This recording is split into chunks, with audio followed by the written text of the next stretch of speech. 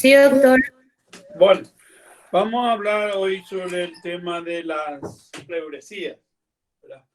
¿Recuerdan que habíamos dicho nosotros que las pleuras son dos hojas, una visceral que está pegado prácticamente al pulmón y que está inervada por el sistema nervioso autónomo, por eso no duele. Y en cambio la otra hoja, la parietal, que está inervada por el sistema nervioso periférico, vamos a decir, por los nervios intercostales, y esa es la que cuando se irrita, se inflama, es la que causa dolor, y por lo ende puede manifestarse el enfermo por un dolor tipo punta de costado también.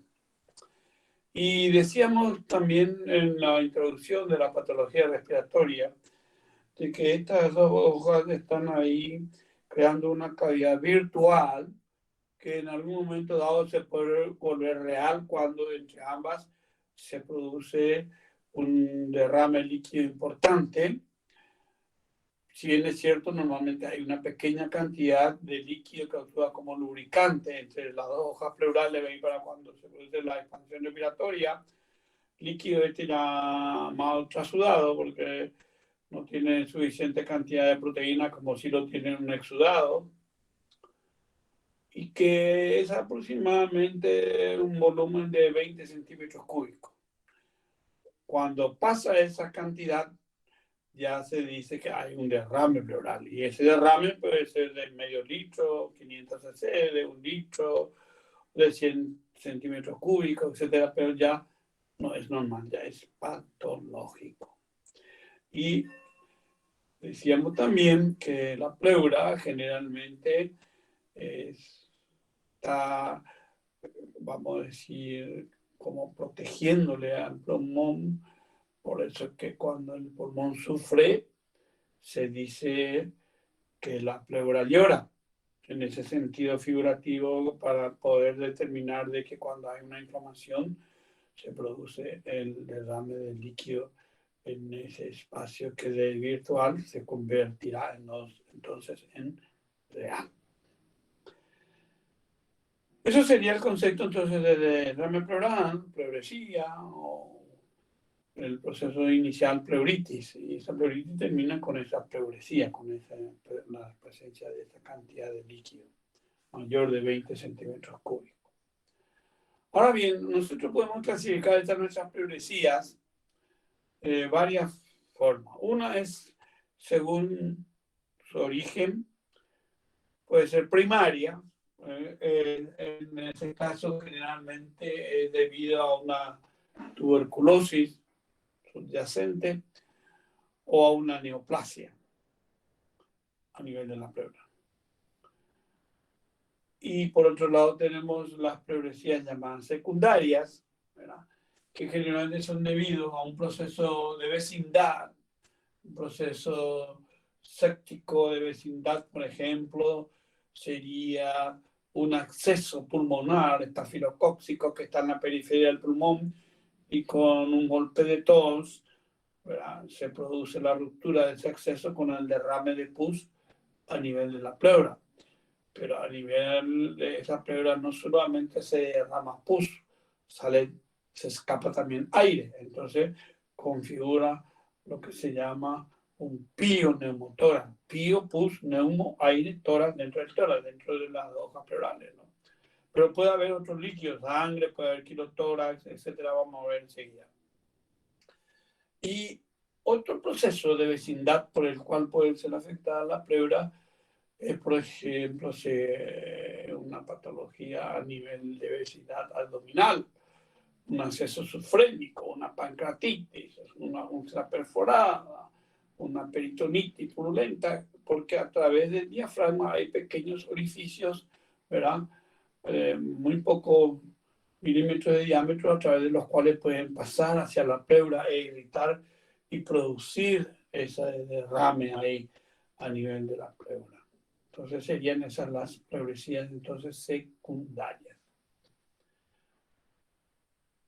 Desde otro punto de vista podemos clasificar nuestras pleuresías según la evolución en el tiempo y también en relación a su inicio.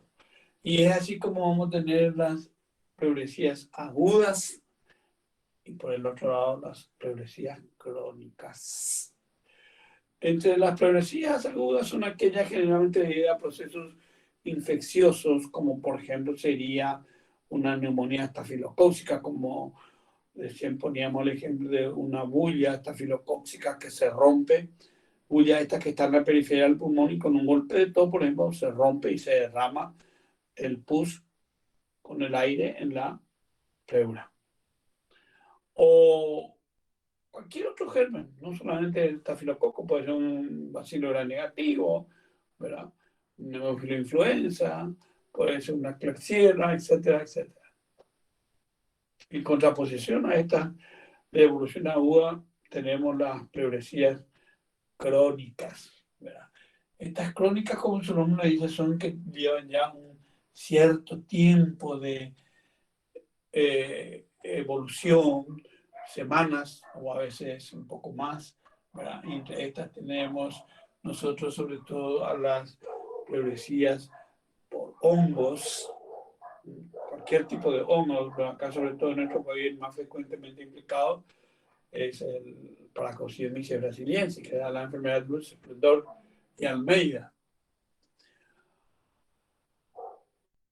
O puede ser una histoplasmosis o una criptococosis. En fin, vamos a ver eso oportunamente cuando hablemos sobre las micosis pulmonares. Pero también existen las pleuresías crónicas por tuberculosis, ya sea el típico bacilo de Koch o bien hoy día predominan los micobacterias atípicas como el Kansai, Marinum, Avium, etc. Son las llamadas micobacterias atípicas. ¿Por qué? Porque no son iguales que el Koch en el sentido de que tienen otras exigencias culturales, o sea, otras exigencias para su medio de cultivo, tiene que ser descrita a veces a través de coloraciones especiales, etcétera. Y sobre todo, es muy importante para el gremio médico, es que se han vuelto resistentes a los clásicos tratamientos tuberculostáticos, ¿verdad? Y por ende hay que utilizar otro tipo de antibióticos para adaptarles a ellas. Y una tercera forma de clasificar, diríamos, nuestras pleuresías sería según el aspecto macroscópico que presenta el líquido pleural cuando nosotros hacemos la punción torácica, la punción pleural, ¿verdad? Para poder obtener este líquido que está ahí contenido entre las dos hojas pleurales. Y ahí vamos a distinguir dos grandes grupos de líquido, ¿verdad? O de derrame pleural. Diríamos aquellos que tienen un comportamiento en la que no hay muy grande cantidad, vamos a decir, una muy grande cantidad de albúmina. Hay, pero no tanto en demasía. Y eso se da a llamar un transudado, que es típico de la tuberculosis, por ejemplo, sería, o también se puede ver a veces en las insuficiencias cardíacas congestivas globales, ¿verdad? Entonces, en esos casos se dice hidrotórax. Hidrotórax. Y yo como sé que no tienen tanta albúmina, porque existen pruebas como por ejemplo la prueba de Ribalta, se llama aquella que detecta la presencia de albúmina y glucosa y otros elementos más en ese líquido pleural. Y voy a ver que hay, es cierto, una pequeña cantidad de albúmina, pero no en demasía. Por ende, decimos que en ese caso la prueba de Ribalta es negativa. En contraposición a este tipo de derrame, vamos a ver que podemos obtener a través de la punción pleural líquidos que tienen un gran contenido muy abundante de proteínas, hasta el punto que por ende puede llegar inclusive a coagular ese líquido cefalorraquídeo, ese líquido pleural. Puede llegar a producirse coágulos por el exceso de proteína, albúmina en particular. Y en ese caso, esta prueba de Ribalta va a ser positiva, ¿verdad? A diferencia de la anterior, que era negativa. ¿Por qué? Ya les explico, por la gran cantidad de albúmina que tiene. Existe también otro método llamado la prueba de Leydig, que determina la presencia de la LDH en el líquido pleural, que está más aumentada que en el plasma sanguíneo. Y eso nos está revelando de que ese líquido es un exudado. ¿Ven? Y ese exudado puede ser debido a múltiples causas. Uno, la presencia de pus, o sea, el piotórax o pioneumotórax, como dijimos en el caso del estafilococo que reventó en la periferia del pulmón hacia pleura. Un piotórax, pioneumotórax, el líquido, el pus más pesado se va para abajo y el aire más liviano va para arriba. Y eso se ve muy claro en la placa de tórax que vamos a hacerla, con la curva de Damoiseau muy característica. Y que semiológicamente también se encuentra esto, sobre todo a la percusión. El otro tipo de líquido que configura un exudado sería la presencia de sangre. Sangre que puede estar debido a un traumatismo con rotura de costilla y que hirió la pleura y que penetró ahí aire y sangre porque lesionó vasos y se produce un derrame de sangre. Entonces se llama hemoneumotórax, cuando es sangre con aire. O si no, si es solamente sangre, hemotórax. O a veces también un procedimiento médico, cual es la vía central, cuando te dicen que hay que someterte a ese enfermo a tomar la venasoclavia acá debajo de la clavícula para mandar suficiente cantidad de líquido, volúmenes importantes por muchos días, o sobre todo a chorro porque está en colapso, un shock hipovolémico, entonces hay que mandarle rápido. Y a veces por mala praxis uno perfora esa arteria, esa vena subclavia, y acá en el ápice de la pleura del pulmón está la pleura acá y debajo de la clavícula mismo, nomás ahí cerquita, y se perforó también la pleura y entonces se va sangre a ese espacio interpleural. Entonces se va a llamar hemotórax. Y como también se puede ir aire, se puede llamar hemoneumotórax. Y existe también, por fin, el derrame en la pleura, esto más se da en el lado izquierdo, el llamado quilotórax. El quilo, que es lo que se absorbe a nivel de la mucosa intestinal, ¿verdad? Líquido, con mucha cantidad de grasa, lípidos y albúmina, pues es medio lechoso, ¿verdad? Grasoso, y que viene por los vasos linfáticos y entra por el conducto torácico que está hacia la izquierda, descarga en el lado izquierdo, en la pleura izquierda, sobre todo cuando hay procesos neoplásicos que pueden afectar ahí en esa zona, por ejemplo, un linfoma de Hodgkin u otra patología neoplásica que puede ser la causante de este quilotórax, y que yo voy a observar al sacar el líquido de la punción pleural que aparece de color blanquecino como la leche espesa. Y ven ustedes cómo interesa hacer ya estas primeras adquisiciones macroscópicas que ya me orientan a mí, ya me direccionan a mí hacia un diagnóstico presuntivo casi seguro. Es así como les repito, si es pus, amarillento, amarillo verdoso, achocolatado, etc., tenemos que saber eso, que es un proceso infeccioso bacteriano. Ahora, bacterias hay muchas.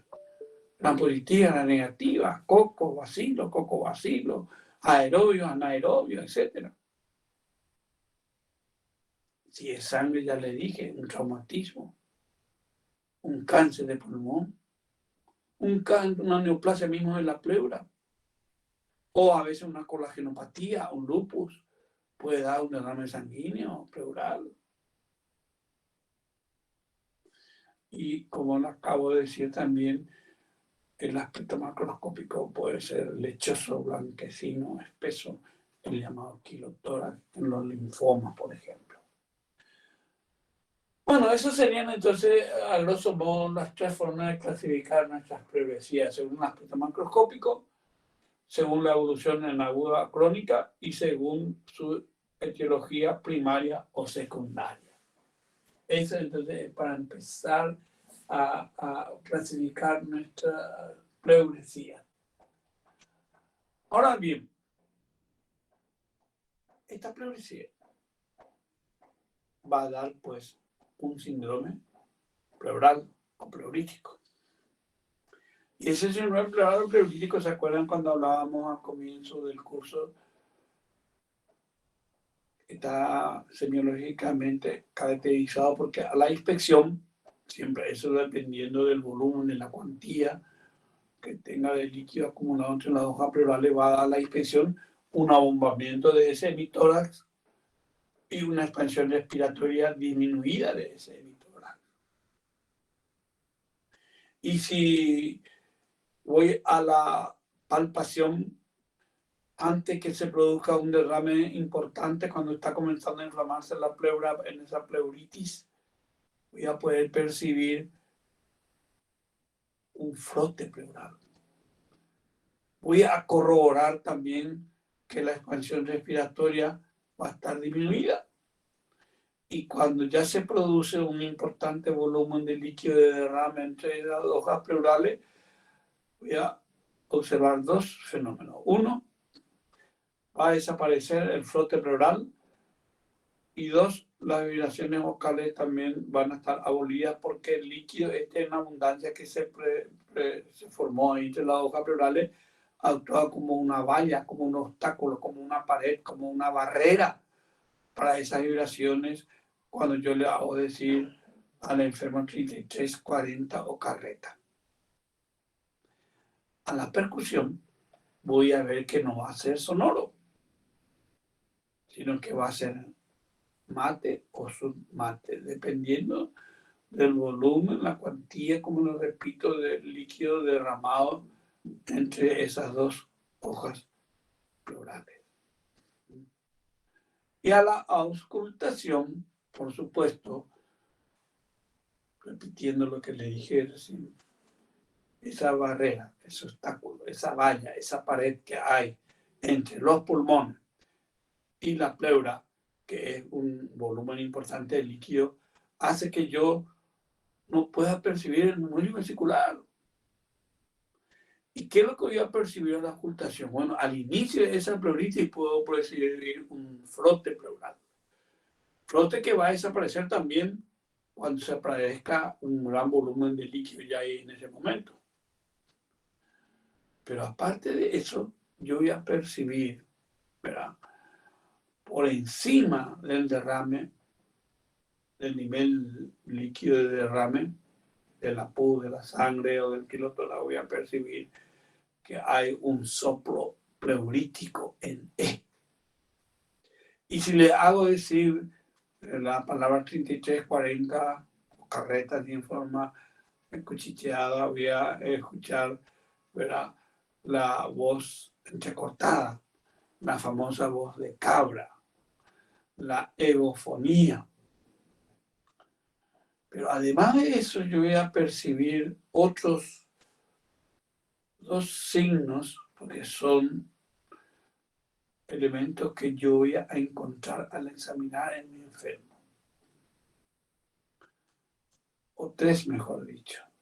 Uno, a la percusión ya voy a percibir que encima del nivel del derrame voy a encontrar un timpanismo, una gran sonoridad, porque el aire va para arriba. Eso se va a llamar escodismo. Escodismo. Eso van a ver con detalle en semiología. Por otro lado, voy a encontrar que esa comunicación del pulmón que se perforó en su periferia y se derramó en la pleura, forma como una fístula ahí de pulmón a pleura. Al caer, al derramarse el líquido en ese espacio pleural, ¿verdad?, hace como un gorgoteo, ¿verdad? Eso es lo que se llama retintín metálico. Y por último también voy a tomar el hemitórax cuando hay un derrame importante con aire a la vez. Voy a tener el ruido similar a cuando tengo una botella con un líquido adentro y la hago sacudida y ese que escucho, ¿verdad? Eso se va a llamar sucusión hipocrática, que es patognomónico de todo hidroneumotórax, ¿verdad? O sea, exclusivo, característico de esa patología. No se ve en otros. Cuando ustedes tienen ese signo de la sucusión hipocrática, sino porque vos buscás, le movés así el emitora como el mocasá, como se dice, ¿verdad?, vas a encontrar, vas a percibir ese ruido, ¿verdad?, de que hay líquido, y eso es lo que consiste en la sucusión hipocrática. Como le repito, característica de la hidroneumotórax. Bueno, esas son entonces las condiciones semiológicas por las cuales yo voy a manejarme y voy a decir que estoy ante la presencia de un derrame pleural y que para corroborar mi diagnóstico tengo que sí o sí someterle a un estudio prudente invasivo. ¿Cuál es la punción torácica, punción pleural, para obtener ese líquido pleural, para estudiarlo bioquímicamente, para que inclusive el microbiólogo me diga qué germen el que se aísla, que me haga el cultivo y la antibiograma de ese líquido para saber a cuál antibiótico es sensible para su tratamiento posterior. Pero antes de ir al diagnóstico, quiero hacerle estos breves comentarios sobre la clínica, las manifestaciones clínicas. ¿Cómo se va a presentar? Bueno, por supuesto, ya les dije al inicio que es la pleura parietal la que duele, de manera que puede tener el enfermo como queja un dolor tipo puntada de costado. Cada vez que el enfermo inspira, ¿verdad?, hace que trate ese pulmón de expandirse un poco y se distienda un poquito, lo poco que pueda, y hace que le irrite a la pleura y entonces duela, dolor tipo puntada de costado. Por lo demás, va a tener fiebre. Ya eso vamos a ver según sus características semiológicas, qué tipo de fiebre. Una fiebre continua, con febrícula a la tardecita noche, típico de la tuberculosis, o una fiebre en agujas, típico de las colecciones purulentas, ¿verdad? Voy a tener también en el cuadro clínico la presencia de disnea, porque lógico, ese pulmón se retrajo y así como un neumotórax forma como un muñón ahí que no puede expandirse porque está actuando como obstáculo ese líquido, que puede ser sangre o pus, ¿verdad? Y por supuesto que va a tener disnea. Disnea puede tener un poco también, porque no, de cianosis inclusive. Todo ello entonces configura el síndrome plerítico sumado a estos otros signos característicos que le dije, lo del escodismo, lo del soplo pleurítico, lo de la succusión hipocrática, más el ritintín metálico. Y bueno, con todo ello yo ya estoy haciendo mi diagnóstico presuntivo casi de certeza de que estoy ante la presencia de un derrame pleural o pleuresía. Hay que tener presente que con un golpe de tos que yo le haga hacer al enfermo, me van a cambiar ciertos ruidos, como por ejemplo el frote va a desaparecer o va a cambiar de su timbre, de su tonalidad, o desaparece, así como la mayoría de los otros ruidos adventicios patológicos. Lo único que nos cambian con el golpe de tos son los crépitos, la crepitancia. Después los demás cambian con una tos que le haga al enfermo. Y bueno, con todo ello voy a ir a aseverar mi diagnóstico como. Primero, ya le dije la historia clínica. Ver su inicio, si fue brusco, si tuvo una neumonía previa, etc. Y después el examen físico, con lo que ya no quiero repetir, inspección, palpación, percusión, ocultación. Y sí o sí, yo voy a pedirle un estudio auxiliar diagnóstico de imagen, radiografía simple de tórax, el parradiológico, lateral y anteroposterior, para ver ahí el nivel de líquido y ver las curvas de Amazo. También se puede ver. Y ello me implica a mí a seguir avanzando para el diagnóstico, haciendo ya, en ese caso, un procedimiento cruento, invasivo, no carente de riesgo, cuál es la punción torácica, punción pleural. Para ello yo hago un campo quirúrgico a nivel del quinto espacio intercostal, en la línea axilar posterior, haciendo una anestesia de la piel, celular, subcutáneo, aponeurosis y músculo, y espero unos 2 minutos, ahí ya queda anestesiada esa zona y meto mi aguja, ¿verdad? Y voy atravesando el espacio intercostal, bordeando mi aguja el borde superior del arco costal inferior del quinto espacio. Porque en el arco costal superior, en el borde inferior de ese arco costal, se va el paquete vascular nervioso, vena, arteria y nervio. Y puedo yo lesionarlo con mi aguja, por eso es que tengo que ir por el borde superior del arco costal inferior.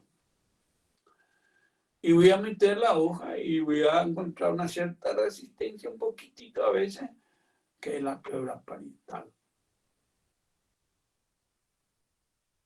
Y presiono un poquito y ahí ya me va a salir el líquido. O pus, o sangre, o quilotórax. Pero aquí le quiero comentar un hecho que puede ocurrir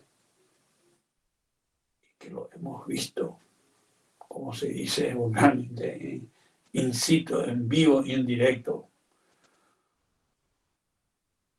que al sacar un gran volumen de líquido, ¿verdad?, por vía refleja autónoma se puede producir colapso cardiovascular y ahí el momento el enfermo queda muerto.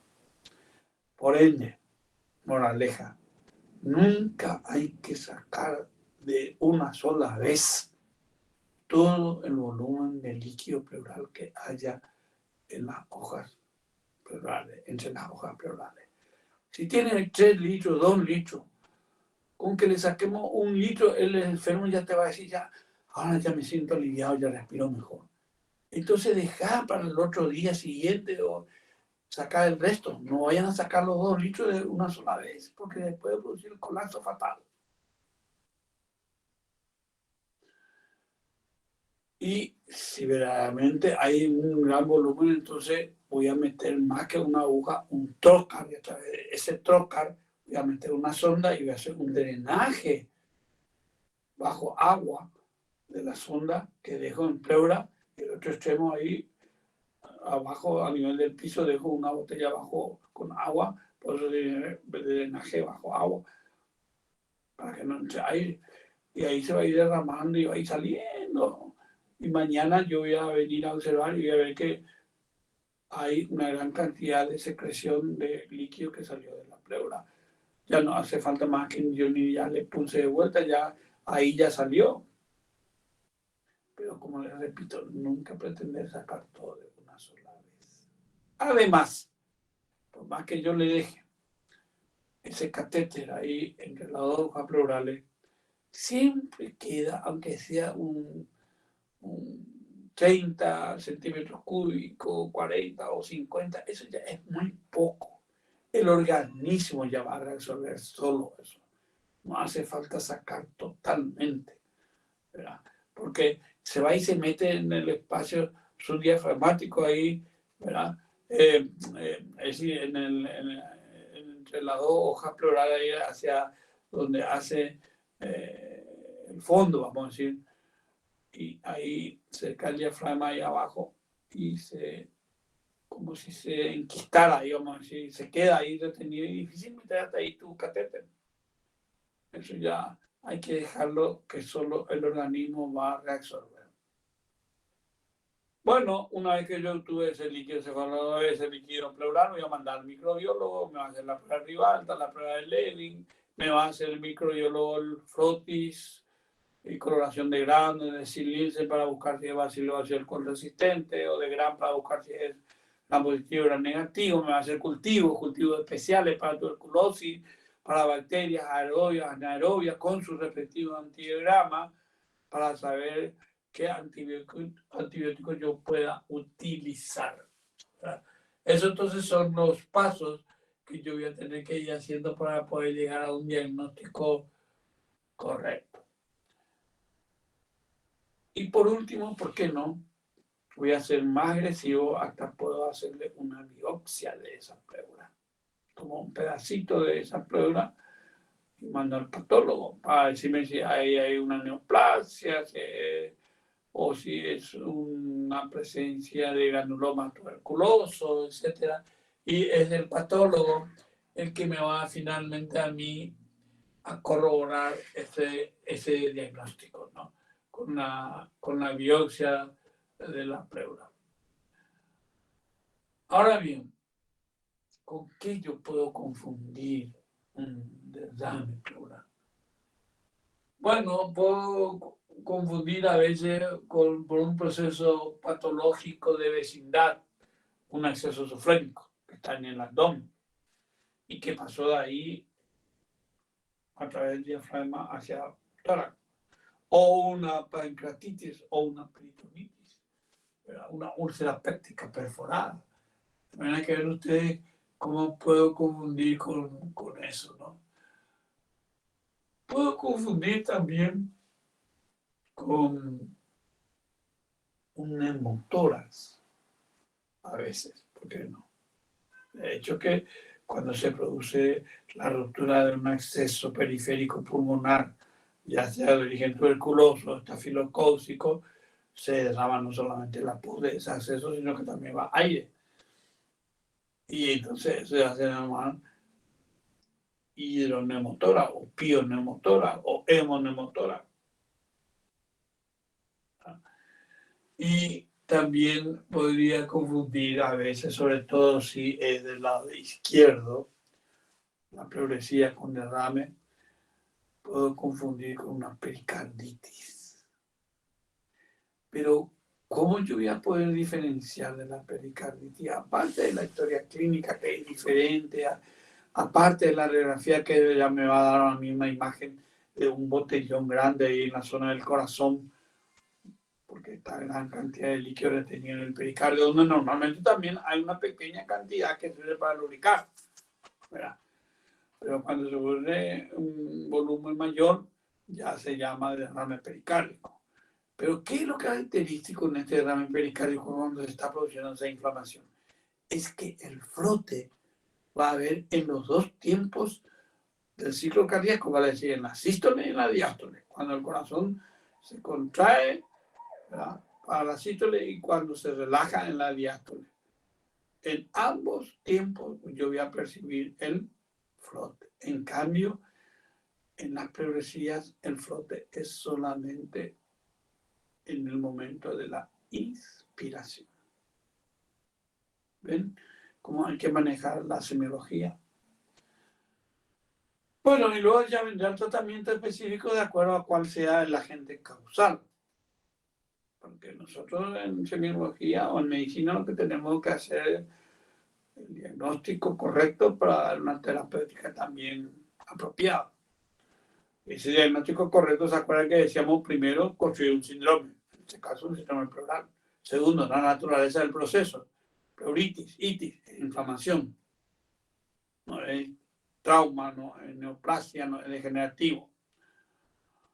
Tercero, localización anatómica. Pleura es una serosa que está rodeando los pulmones, no está rodeando al cerebro, que es meninge, no está rodeando en el peritoneo, que es sería una peritonitis, no es el pericardio, que es otra serosa. En fin, es la localización anatómica a nivel de tórax, específicamente rodeando los pulmones. Y el cuarto diagnóstico es el etiológico. Y para eso yo tengo que someterle a ese paciente a esa punción pleural, que ya voy a derivarle al bioquímico y al microbiólogo para que me estudien ese líquido, y de ahí en adelante poder saber qué tratamiento le voy a ofrecer. Pero como el tratamiento nosotros nos involucra ahora, todavía se van a dar con más detalle, oportunamente, en clínica médica. Pero ligeramente ya les esbocé, hay que drenar, porque por más pus que esté encerrado ahí, mientras no se drene esa pus, no se va a curar tu enfermo, aunque le des toneladas de antibióticos. Siempre hay que drenar esa colección purulenta. Pero además que le dificulta al enfermo la respiración. Pero en fin, esos detalles terapéuticos vamos a dejarlo para la clínica. ¿No hay alguna pregunta sobre pleuresía? Les escucho si quieren preguntar algo, porque yo les doy esto en muy apretada síntesis. Hay muchas cosas que quedan en el tintero que ustedes después van a tener que completar con su lectura en sus libros. Les escucho si hay. Yo no tengo ninguna consulta, doctor. Bueno, y los otros tampoco. Doctor, vos habías dicho cómo se tenía que hacer la toracocentesis, ¿verdad? ¿En qué parte o sea, debajo del ángulo costal era o cómo era? Quinto espacio intercostal, derecho o izquierdo, no sé a qué lado tengas tu derrame. En la línea axilar posterior. Hacer un campo quirúrgico en esa zona, o sea, una asepsia, bonchito, todo con guantes, tapaboca, gorrito, todo. Es como un procedimiento quirúrgico en la cual tú vas a entrar dentro del organismo. Y si tú no tomas estas precauciones, tú puedes llevar adentro otro germen. Por eso hay que hacer todo esto, si es posible, luego en una pieza de procedimiento aparte. No te digo precisamente en el quirófano, pero una pieza contigua ahí por cualquier eventualidad. Una vez que haya hecho el campo quirúrgico, hace la anestesia con anestésico local, lidocaína, un poquitito, hermano, grande, también ahí, un poquitito de piel, celular, subcutáneo, aponeurosis, músculo. Retiras tu aguja, que inyectaste ahí 1,5 centímetros, a lo mejor 1 centímetro de anestesia, y te preparas para meter tu aguja de punción. Entre que haces todo eso ahí, van pasando ya los segundos, llegó a 1 o 2 minutos, ya tu zona anestesiada puede permitir que metas ya la aguja sin que le duela nada a la enferma, no va a sentir ya nada. Lo que les dije, que entre el espacio, ahí en el espacio intercostal, que está entre las dos costillas, ¿verdad?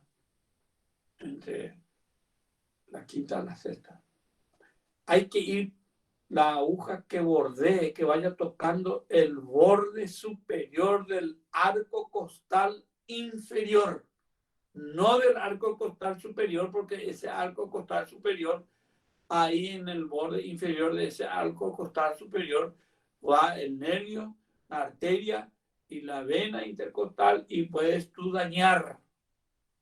Por eso hay que ir bordeando el borde superior del arco costal inferior del espacio en el cual tú estás metiendo tu aguja. No sé si me explico. Sí, doctor, súper bien, se entiende, gracias. ¿A otra pregunta? Bueno, si no hay más otra, entonces vamos al otro tema. La bronquitis crónica, el enfisema y el asma. Estas tres entidades antiguamente se las metían entre las llamadas EPOC, enfermedad pulmonar obstructiva crónica. Pero hoy día el asma, por ser reversible y en algunos casos hasta curables, ya se la ha sacado de este grupo. Y estrictamente hablando, se quedó la bronquitis crónica y el enfisema como las enfermedades típicas de época. Son muy importantes estas patologías, sobre todo por dos situaciones o condiciones. Uno, hoy día en el mundo entero es la segunda causa incapacitante para un individuo adulto que tiene esta patología. No sé si me explico, voy a tratar de aclarar más. Después de las enfermedades cardiovasculares, ahí entran la insuficiencia cardíaca, los infartos, los accidentes vasculares cerebrales, o sea, cardiovasculares, que es la primera causa de incapacidad, ¿verdad? Ya viene médicamente hablando. Yo no me estoy refiriendo a un traumatismo que quedó con una paraplegia y que le incapacita, no. A enfermedades médicas, clínicas médicas. Y en segundo lugar, detrás de las cardiovasculares nomás ya están estas enfermedades como enfermedades incapacitantes que tú le condenas. Sí, esas dos enfermedades, bronquitis crónica y enfisema, le condenan prácticamente a ese enfermo vivir ya en silla, encamado, sin poder desarrollar muchas actividades que antiguamente lo desarrollaban, porque ya están muy limitados. Ya es una enfermedad que le obstruye al flujo de aire normal. Y el otro factor por el cual es muy importante hoy día es que ocupa el 5º lugar en el mundo como causa de mortalidad. Me estoy refiriendo a los enfermos adultos mayores. 5º lugar en mortalidad, después de las enfermedades cardiovasculares, después de la neoplasia y otras traumatismo, etcétera, hoy día muy frecuente, y otras. En quinto lugar están estas EPOC. Y bueno, vamos a comenzar por la bronquitis, es la inflamación de los bronquios. Acá también tenemos que distinguir según evolución agudas y crónicas. Las agudas son generalmente virósicas, ¿verdad? De pocos días de duración, por eso se llaman agudas, y que generalmente por ser virósicas suelen hasta pasar sin mayor tratamiento, más que un poco de expectorante, líquido, reposo y punto y nada más, ¿verdad? Y ahí entran muchísimos virus causantes de esta bronquitis agudas.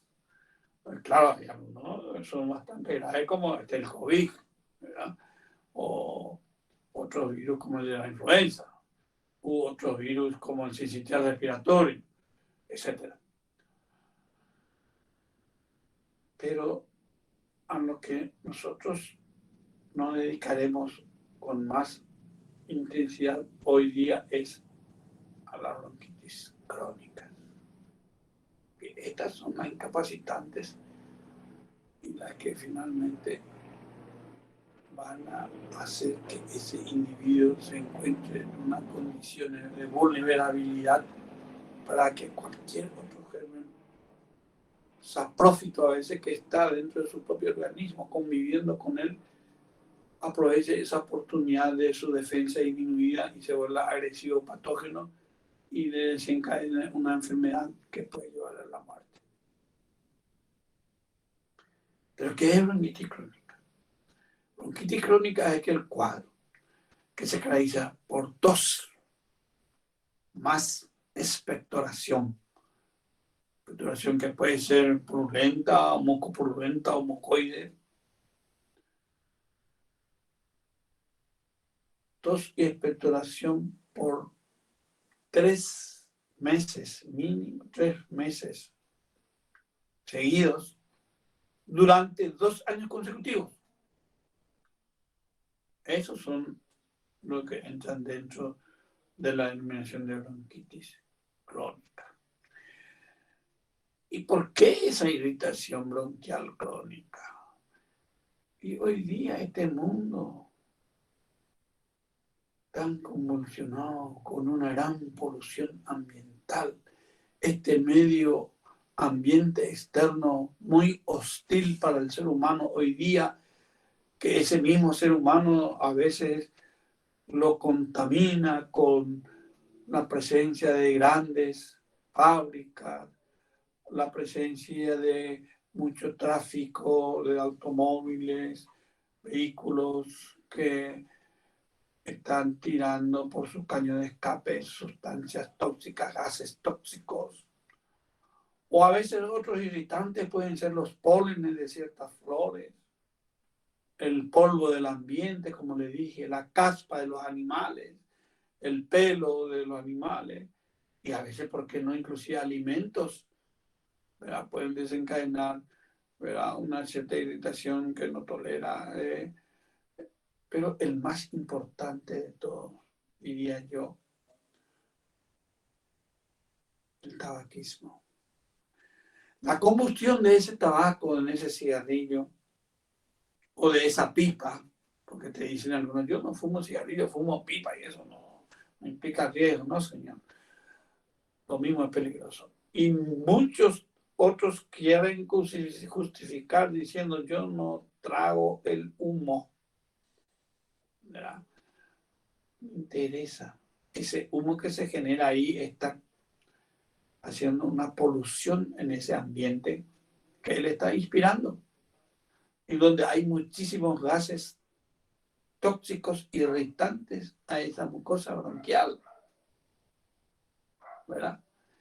Entonces es el tabaquismo, diría yo, en primer lugar, el causante de esta bronquitis crónica. Por eso que ustedes tienen que preguntarle a ese enfermo tosedor crónico con expectoración, que te dice que hace añadir, la primera que pregunta es, ¿fuma o no fuma? ¿Cuánto fuma? ¿Qué fuma? Etcétera, etcétera. Y ahí ya te vas a dar cuenta enseguida que es un bronquítico crónico, un tabaquista. A este tipo de enfermos también se lo conoce como sopladores azules, porque generalmente están con cianosis, porque justamente hay una obstrucción al flujo de aire normal, porque hay una irritación de los bronquios que hace que aumente el volumen de las glándulas y hay una hipersecreción y eso todo disminuye la buena penetración de oxígeno en cantidad suficiente para hacerse el intercambio a nivel de los alveolos, la hematosis. Por eso suelen estar cianóticos en los labios, en la punta de la oreja, en la punta de los dedos de la mano, la nariz, etc. Sopladores azules. En comparación con lo que vamos a ver ahora en enfisema. Pero vamos a empezar diciendo qué es el enfisema. Y bueno, el enfisema es el agrandamiento de los bronquios finos, los bronquios finos pequeños que llegan ya al fondo, ya cerca del alveolo, con los alveolos se juntan, ¿verdad? Con destrucción de la pared alveolar. Destrucción de la pared alveolar. Por eso se agrandan, pero sin fibrosis. No llevan a fibrosis. Eso es lo que se da a llamar el enfisema. Y este enfisema se caracteriza porque, igual que el bronquítico, van a entrar a configurar semiológicamente hablando en el síndrome bronquial o bronquítico,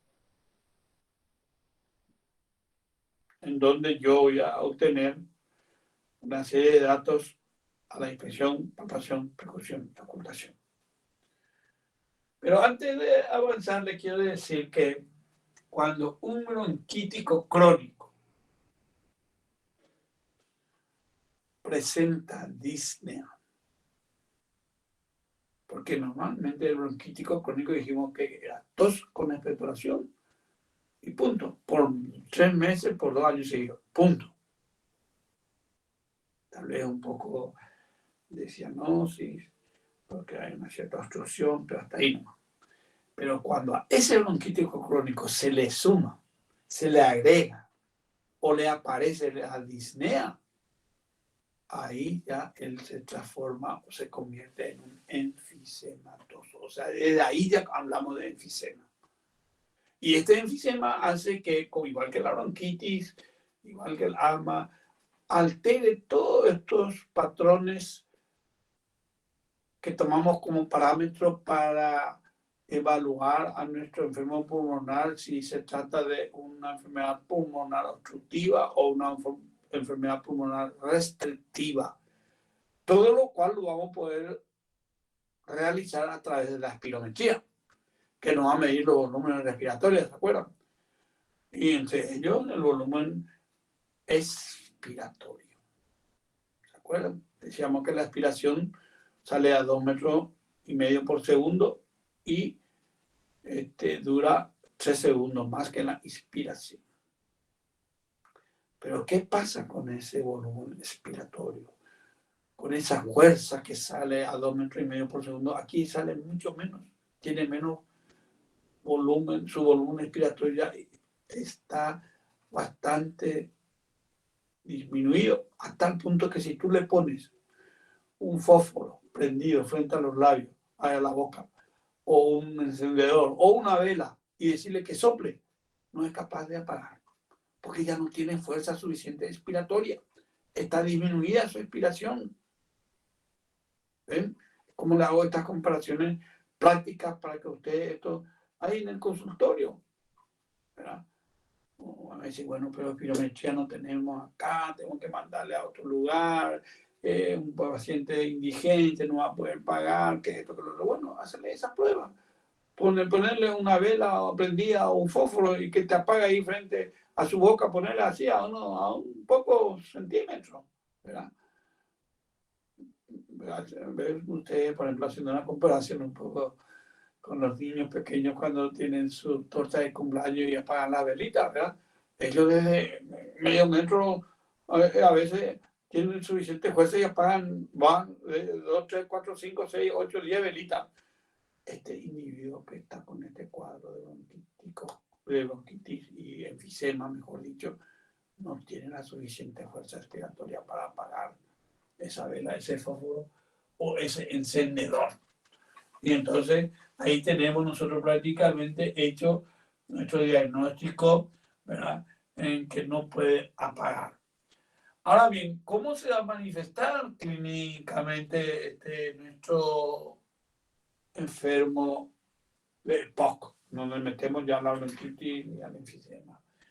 Y bueno, de tanto toser, y decíamos que la tos sale con una fuerza de más de 100 metros por segundo, en donde entran todos los músculos expiratorios, llámese intercostales internos, o llámese músculo del abdomen y ni que decir el diafragma, hace que sobre todo los músculos del abdomen sufran ya de tanto toser, ya les duele todo. La pared abdominal, la pared torácica tiene como un dolor de tanto toser ya. Tienen, por supuesto, astenia. Tan caigüey, no tienen la suficiente capacidad que antes tenían para realizar ningún esfuerzo. Tienen anorexia, no quieren alimentarse mucho, no quieren comer. Por ende, como dura esto muchos días, semanas, meses, lleva a una pérdida de peso. Y por último también, porque no tienen una disnea, ya que era el elemento que le convertía a ese bronquítico crónico en enfisematoso. Al aparecer la línea en ese bronquítico crónico ya se convertía en un enfisematoso. Y aquí que la naturaleza muy sabia trata de compensar eso. ¿Y cómo trata de compensar?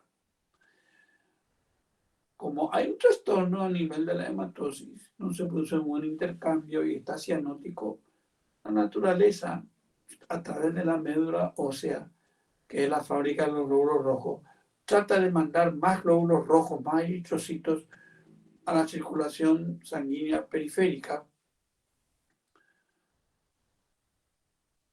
Y por ende, vamos a ver nosotros que ese enfermo va a tener lo que se llama una poliluria, un aumento de sus glóbulos rojos.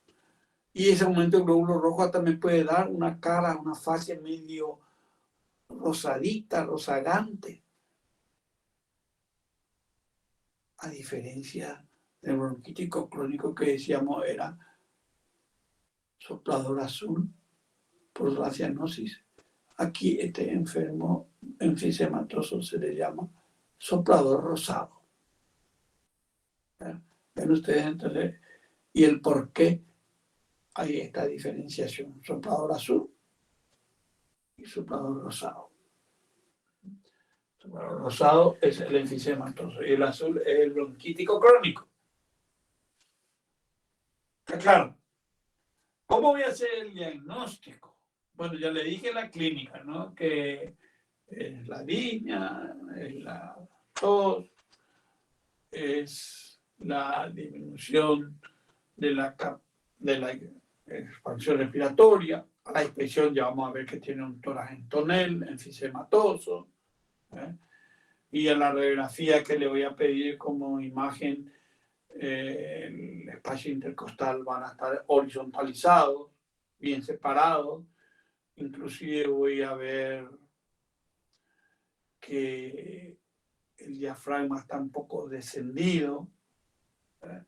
En fin, todos esos detalles voy a poder ver en esa imagen del tórax. Pero sobre todo, como en toda la medicina, comienza por la historia clínica. Vamos a tener el antecedente que era un bronquítico crónico y que después de muchos años ya apareció la disnea y ya se convirtió en enfisematoso. Voy a tener el síndrome bronquial, en el cual voy a ver que va a estar el tórax en tonel con expansión respiratoria disminuida. A la palpación las vibraciones vocales van a estar disminuidas, la expansión respiratoria también disminuida, ¿verdad?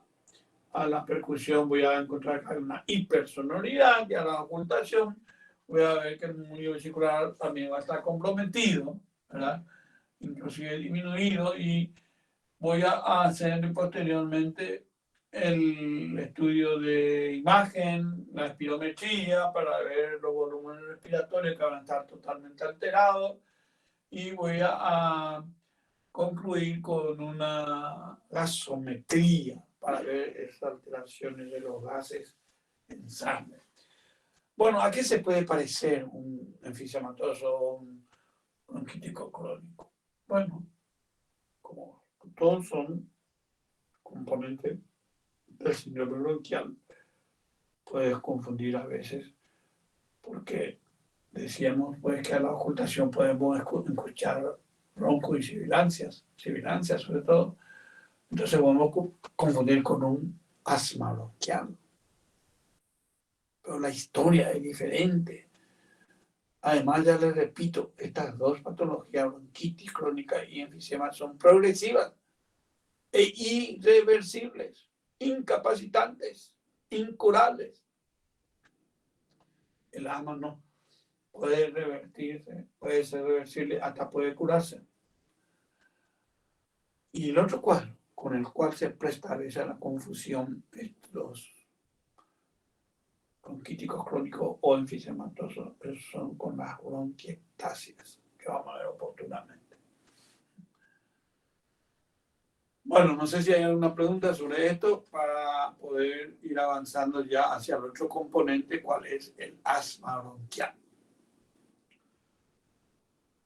No sé, ¿hay alguna pregunta? ¿No? Doctor, ¿Sí? ¿Está todo ok? sí, todo ok hasta ahora, doctor. Bueno, vamos a pasar entonces al otro tema, el asma bronquial. Le pongo el nombre y apellido de bronquialgia para diferenciar del otro asma, el asma cardíaca. El asma cardíaca, en la cual, como su nombre le dice, es un cuadro muy parecido al asma respiratorio bronquial, pero en este caso le pongo el apellido de cardíaco porque la patogenia inicial es una insuficiencia cardíaca izquierda, por estenosis de la mitral o de la aórtica que hace que refluya la sangre hacia las venas pulmonares y por ende lleguen a producirse extravasación líquida a nivel de los pulmones.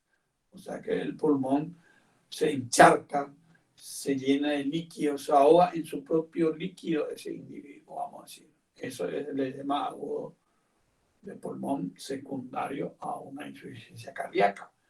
Y que también se le denomina a veces asma cardíaca, porque simula mucho un asma porque tiene sibilancia en las bases sobre todo, tiene disnea, pero todo de origen primario cardíaco. Por eso se da a llamar asma cardíaca. En cambio, este otro cuadro respiratorio es el asma bronquial. Bueno, asma bronquial que es debido a la hiperreactividad de la mucosa bronquial, de los bronquios, vamos a decir, a una serie de irritantes. Irritantes que ya habíamos comentado hace rato cuando hablábamos de la bronquitis. Polvo del ambiente.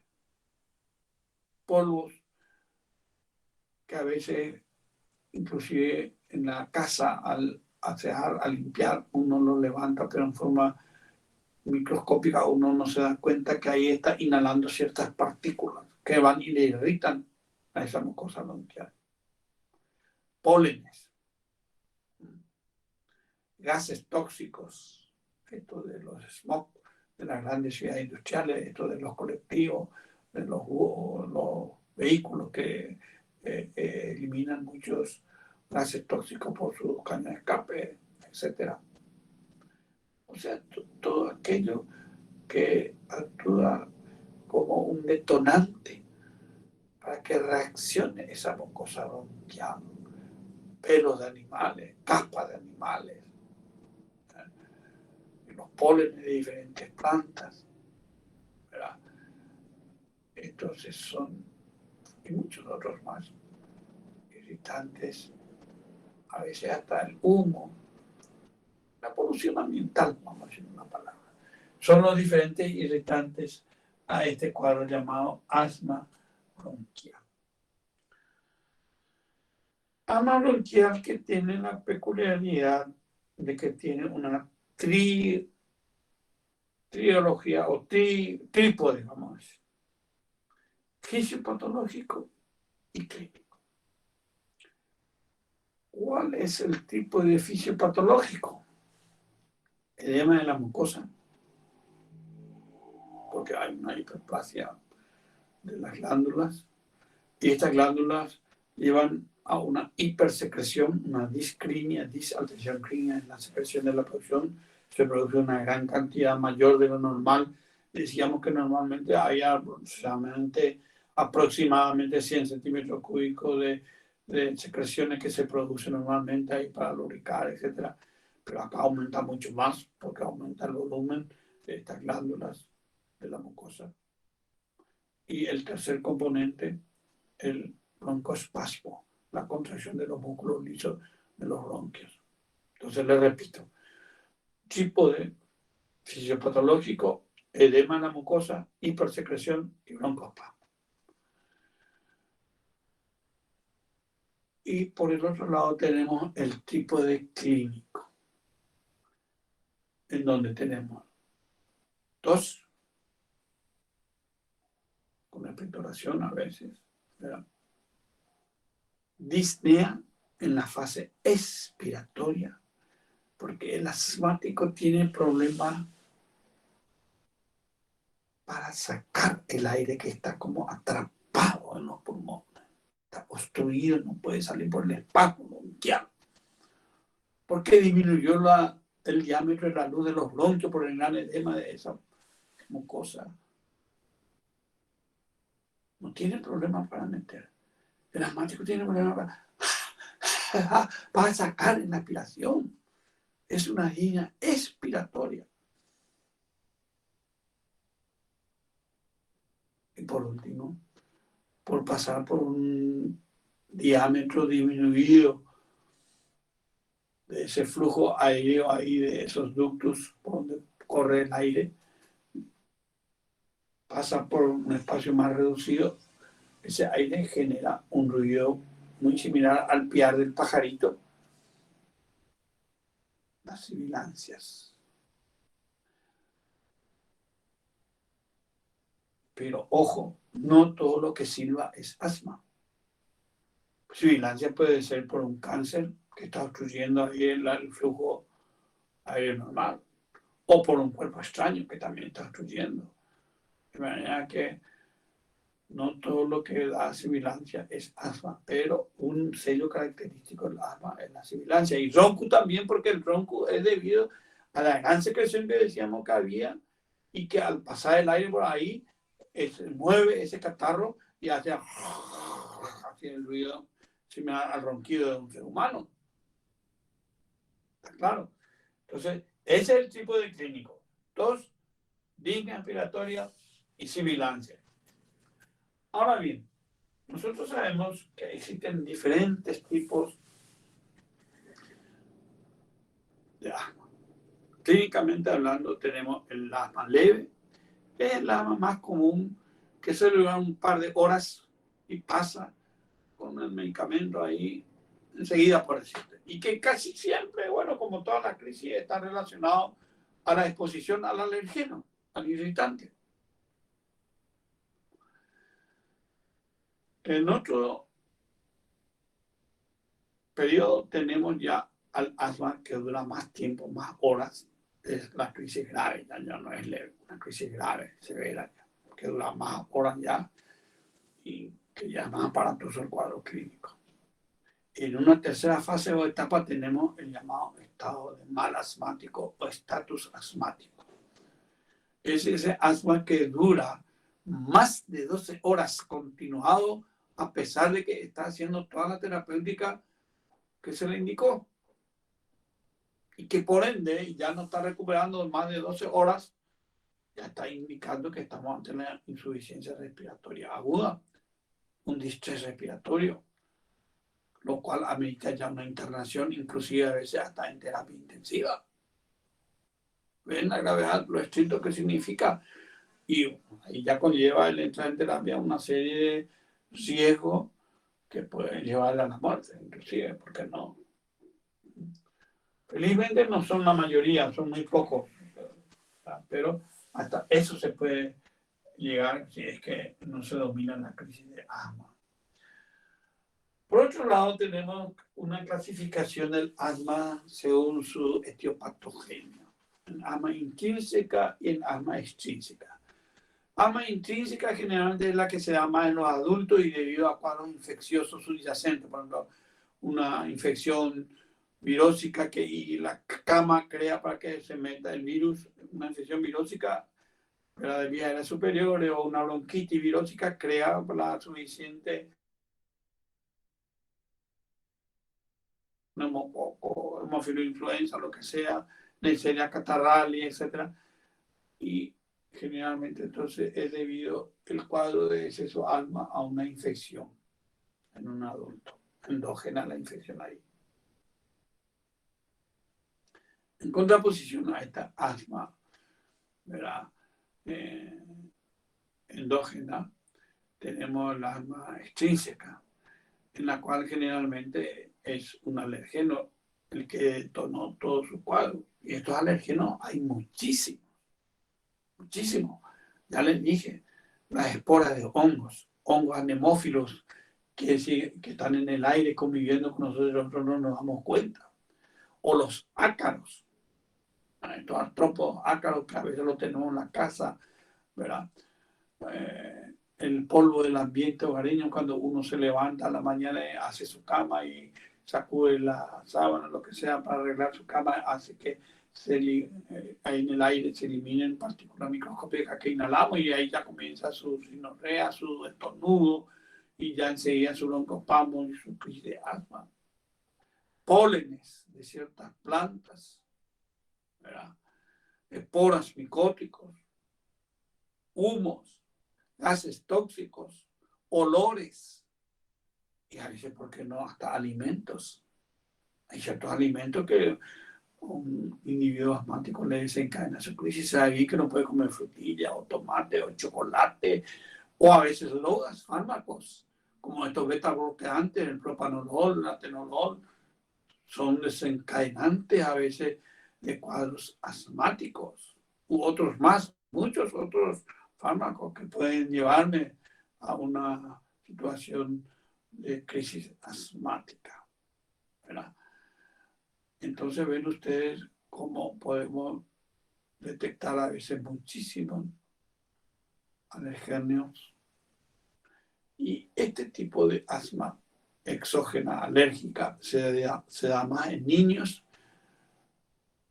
y adultos jóvenes.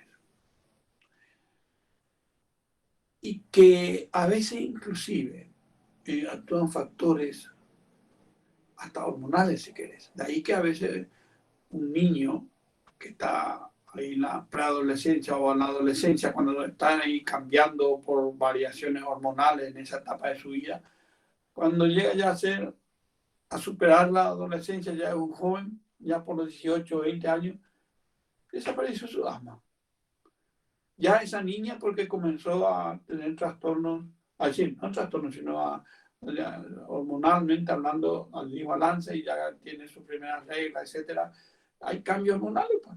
O bien en el varón también, ¿por qué no? Entonces, ahí prácticamente se curó de su asma. Se curó. ¿Ven cómo es diferente a la bronquitis y al enfisema en ese aspecto? Y o, si no, es debido a un alergeno. Y es ahí donde los alergistas hacen las pruebas llamadas de intradermo, reacciones así como la PPD, le inyecta el antígeno intradérmicamente y ponen un testigo también con agua destilada 2 o 3 centímetros más abajo en el antebrazo o en el brazo, hacen eso y leen a las 72 horas a ver si creció eso, el diámetro donde hizo la pequeña papulita, y si creció y le pica, etcétera, es porque es alérgico a esa sustancia a la cual se le inyectó. Y esas sustancias pueden ser gérmenes bacterianos, ya sea del tracto respiratorio, del tracto gastrointestinal, ya pueden ser pólenes de ciertas plantas, pueden ser hongos, puede ser polvo, etcétera. Y eso viene en extractos preparados ya en forma industrial que el médico tiene a su disposición para poder someterle el alergista a esas pruebas de intradermoreacciones. Y es lo que, una vez que detectaron a cuál de ellas es sensible, es que luego le inyectan subcutáneamente como unas vacunas, ¿verdad? Al inicio, semanalmente, ese mismo antígeno, pero en pequeñísimas dosis, como para que no le desencadene una crisis. Pero sí va a ir aumentando en la siguiente semana la dosis cada vez más. ¿Para qué?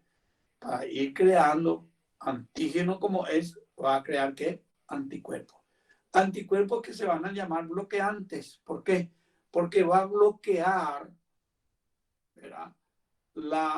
Al alergeno que entra, le bloquea para que no llegue a unirse con su anticuerpo IgE que está sobre las células basófilas, ¿verdad? A nivel del pulmón, ahí en los bronquios, y el hecho de que si se encuentra ese IgE, ese anticuerpo, con ese alergeno, ese antígeno, es lo que hace que estas células basófilas liberen una serie de sustancias químicas, histamina, serotonina, bradykinin, sustancias de reacción lenta, etcétera, etcétera, que son las que van a producir el broncoespasmo. Y entonces ese alergista lo que hace es con esa inyección va creando un anticuerpo bloqueante tipo IgG que bloquea como una barrera, como un obstáculo para que no se encuentre el antígeno con el anticuerpo. Y por eso es que muchos de ellos andan bien con esta terapéutica de desensibilización, lo desensibilizan. En cambio, muchos otros están así, no, el doctor me dice mucho ya eso y no me mejoró. ¿Pero por qué? ¿Qué es lo que ocurrió? Muchas veces no encuentran el verdadero detonante de su alergia. Y por eso no le están, como hablando en nuestros términos más vulgares, no le están acertando cuál es el verdadero desencadenante de su crisis. Por eso nomás. Pero cuando detectan bien con uno de estos preparados, ya vienen todo industrialmente así, en pequeñas ampollitas, ya que el profesional alergista le inyecta intradérmicamente, le hace esa prueba, detecta ahí inclusive hasta alimentos o a muchos otros alergenos, a capa de animales, pelos, etcétera, etcétera. Bueno, ese entonces sería el otro tipo de asma, el asma alérgico, exógeno, más en los niños y jóvenes. El cuadro clínico, bueno, ya le dije, igual que el bronquítico y el enfisematoso, entra dentro del cuadro bronquial, del síndrome bronquial. Va a decir que a la infección vamos a tener que poder tener un tórax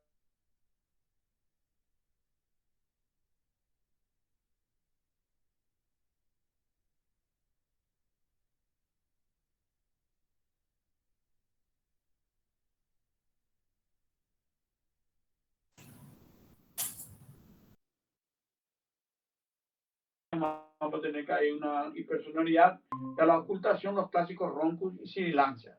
Con esto tenemos hecho el diagnóstico ya semiológico de nuestro cuadro clínico que él nos va a revelar por la historia en anamnesis que vamos a tener que preguntar ahí, sobre todo antecedentes patológicos personales, en las cuales nos va a decir, sí, soy alérgico y cualquier cosa, esto me hace daño o me desencadena la crisis.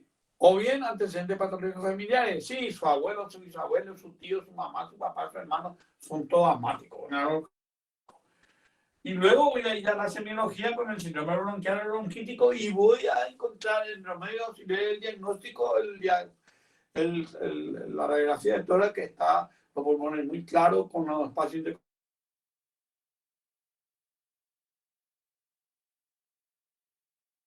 encontrar en el laboratorio sanguíneo que va a haber un aumento de los eosinófilos, normalmente hasta 3%. Acá puedo encontrar 10, 15 o 20% de eosinofilia. Y voy a encontrar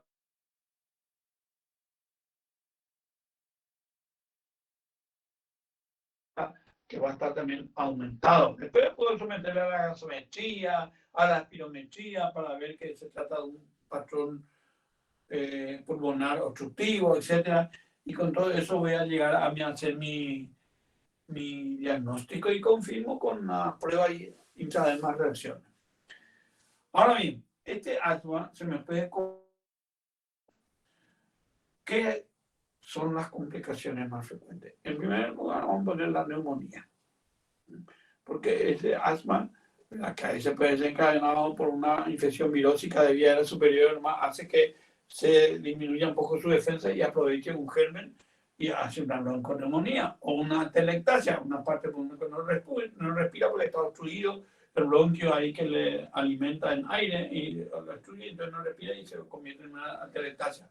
O bien una ampollita en la superficie del pulmón se rompe al toser y da una hemotora, es otra complicación. O a veces puede aparecer como complicación un enfisema, o puede ser una bronquiectasia, ¿verdad? Y por último, otra complicación que suele presentar el asmático, sobre todo crónico, así de mucho tiempo, es la deformidad, o sea, una alteración, vamos a decir, más que deformidad.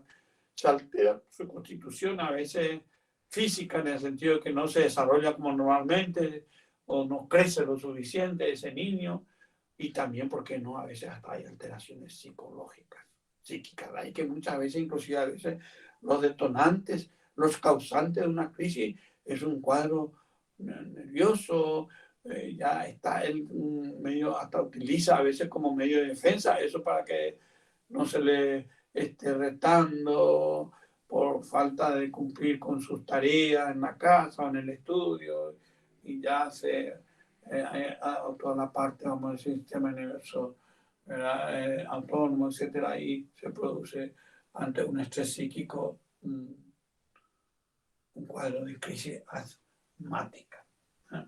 Entonces, todo eso hay que tener presente para ver las complicaciones del asma. Bueno, luego tenemos que diferenciar, porque no todo lo que silba es asma. Silba le digo en el sentido de una sibilancia, porque en muchas sibilancias vamos a encontrar muchas otras patologías. Por ejemplo, en las malformaciones congénitas del árbol respiratorio pueden aparecer a veces sibilancias o roncos, o la presencia de un cuerpo extraño que está ahí en la luz, hace que el aire pase ahí por un espacio estrecho y genere el piar del pajarito, la sibilancia. Y un edema agudo de pulmón, ya le dije que el asma cardíaca. Y por último, un cuadro virósico muy frecuente en los niños pequeños, sobre todo lactantes, hasta tal punto que es uno de los cuadros que causa mucha mortalidad a veces en los pequeños lactantes, bebés chiquitos a veces, este virus sincitial respiratorio, que paradójicamente también a algunos le llaman como asma febril. ¿Por qué? Porque es igualito que un asma, un putiaciá con roncus, sibilancia, disnea, cianosis, todo lo que vos quieras, pero fiebre. El asma bronquial común que estábamos comentando recién no cursa con fiebre. Si es que aparece fiebre en un asma común, vulgar y corriente, es porque ya hay una sobreinfeccionalidad, o sea, ya hay una complicación. Normalmente no tiene fiebre. En cambio, este cuadro, producido por el virus sincitial respiratorio, en los niños sobre todo, pero también se puede ver en adultos y jóvenes, este cuadro cursa con fiebre. Por eso es que se le va a llamar asma febril, ¿verdad? Y como lo repito, en los lactantes muy pequeños que tienen su bronquial apenas milímetros de diámetro, con más razón que se le meta ahí un proceso inflamatorio con edema de la mucosa bronquial, etcétera, por el virus, hace que ese niño corra un serio peligro en su vida y ha matado a muchos niños. Este cuadro de la infección por el sincitial respiratorio, cuadro que se le llama bronquiolitis, la bronquiolitis por el virus sincitial respiratorio. Bueno, chicos, hay muchas otras cosas más que decirlo, ya nos estamos pasando de la hora, y si hay alguna inquietud, alguna pregunta, les escucho.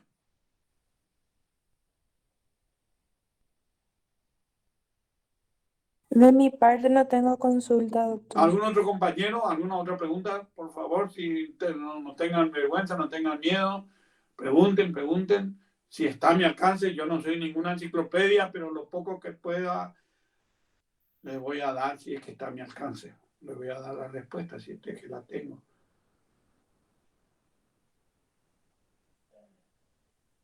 Por Bueno, mi parte estuvo sí. todo súper claro, doctor.